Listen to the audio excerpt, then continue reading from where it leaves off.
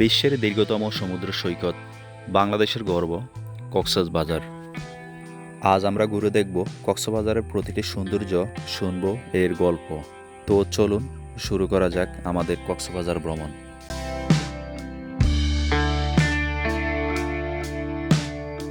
কক্সবাজার আসতে হলে আপনাকে বাংলাদেশের যে কোনো জায়গা থেকে কক্সবাজার লাইনের যে কোনো একটা বাসে উঠে গেলেই চলবে।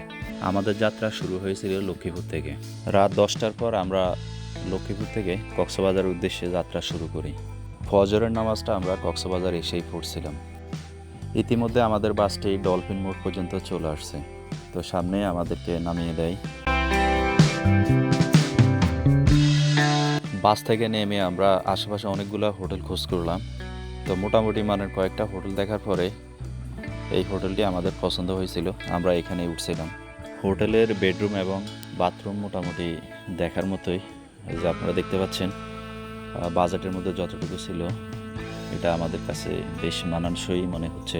আমরা সারা রাত যেহেতু জার্নি করে আসলাম, সেজন্য হোটেলে উঠেই প্রথমে আরামসে একটা ঘুম দিলাম সবাই।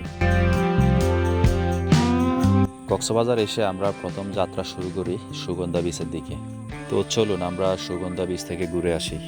আজকে যেহেতু শুক্রবার, ছুটির দিন, সুগন্ধা বিচে একটু ভিড় থাকবে, এটাই স্বাভাবিক। বিচে এসে প্রথমে লক্ষ্য করলাম প্রচুর মানুষের ভিড় এখানে। কক্সবাজারের মূল বিচের আকর্ষণ কিন্তু এই সুগন্ধা বিচে, এই জন্য এই সুগন্ধা বিচে সবসময় মানুষজনের ভিড় থাকে বেশি। এ ফাঁকে আপনাদেরকে একটা তথ্য দিয়ে নিই, ক্যাপ্টেন হিরাম কক্সের নাম থেকে কক্সবাজারের নাম এসেছে। যিনি ছিলেন ব্রিটিশ ইস্ট ইন্ডিয়া কোম্পানির একজন অফিসার। সমুদ্র বীচ পরিদর্শন শেষ করে এ ফাঁকে আমরা দুপুরের খাবারটা শেষ করে নিলাম।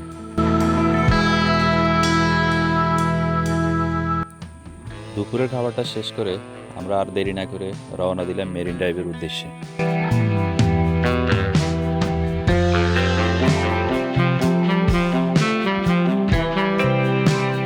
শহর থেকে আমরা একটা অটো ভাড়া করে মেরিন ড্রাইভ হয়ে হিমছড়ির উদ্দেশ্যে রওনা দিলাম।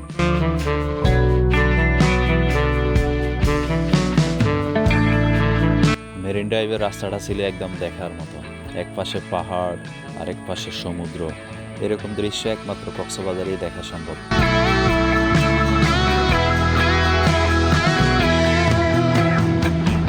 মেরিন ড্রাইভের যে পাহাড়টা, এটা হচ্ছে সেই পাহাড়।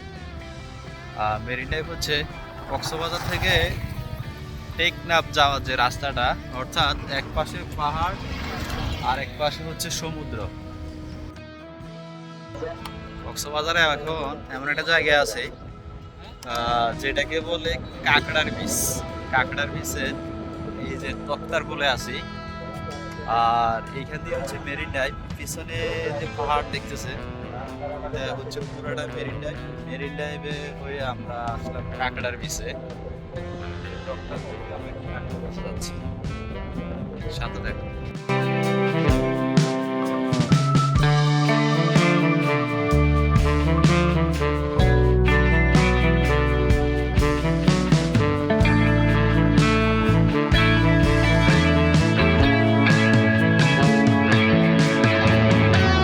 কাঁকড়ার বীচের প্রধান আকর্ষণ হচ্ছে এখানকার লাল লাল কাঁকড়াগুলো। সেই সাথে প্রচণ্ড রোদের তাপে আপনাকে আরাম দিবে এই ঝাউ বাগানের ঝাউ গাছগুলো।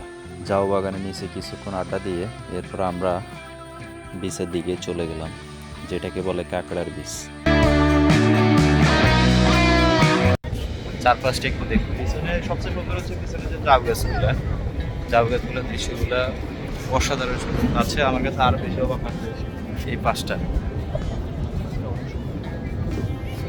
আর তার হচ্ছে সমুদ্র, পিছনে সমুদ্র, আকাশ। কাঁকড়ার বীচ পরিদর্শন শেষ করে আমরা চলে আসলাম হিমছড়ির দিকে। হিমছড়ি হচ্ছে এমন একটি জায়গা যেখানে পাহাড়ের উপর দাঁড়িয়ে একসাথে সমুদ্র এবং পাহাড় উপভোগ করা যায়।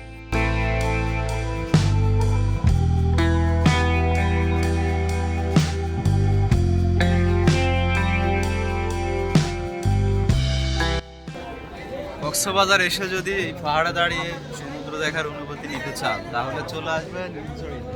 আমরা এখন হিমছড়ি দাঁড়িয়ে আছি, হিমছড়ি পাহাড়ের উপর। হিমছড়ি পাহাড়ের উপর দাঁড়িয়ে সমুদ্রের সূর্যাস্ত দেখার অনুভূতিটা আপনাকে অন্যরকম আনন্দ দিবে।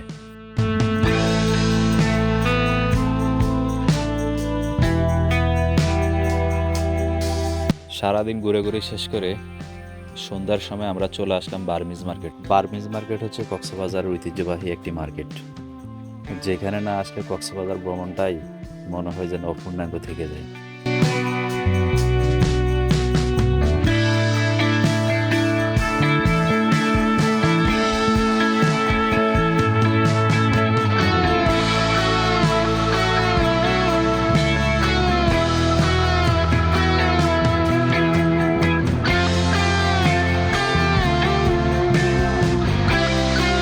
আমাদের একদিনের কক্সবাজার ট্যুরের সর্বশেষ জায়গাটি ছিল Cox's Bazar railway station. Cox's Bazar railway স্টেশনটি ছিল একদম দেখার মতো, যেটা বাংলাদেশের সবচেয়ে সুন্দর রেলওয়ে স্টেশন হিসেবে ধরা হয়। ভিডিওটি ভালো লাগলে লাইক দিন, শেয়ার করুন আর কমেন্টে জানিয়ে দিন আপনি কক্সবাজারে কখন গিয়েছিলেন বা যাবার ইচ্ছা আছে কিনা। সাবস্ক্রাইব করতে ভুলবেন না। আল্লাহ হাফিজ।